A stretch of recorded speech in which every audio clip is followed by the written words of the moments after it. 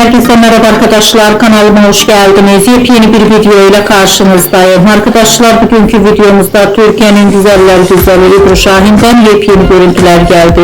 Ebru Şahin'in yepyeni Instagram hesabından paylaştığı muhteşem görüntüleri sizler için YouTube kanalımda video halinde sunuyorum. Umarım beğenirsiniz. Arkadaşlar, videomu beğendiyseniz kanalımı izlemeyi ve bildirim butonuna basmayı unutmayın.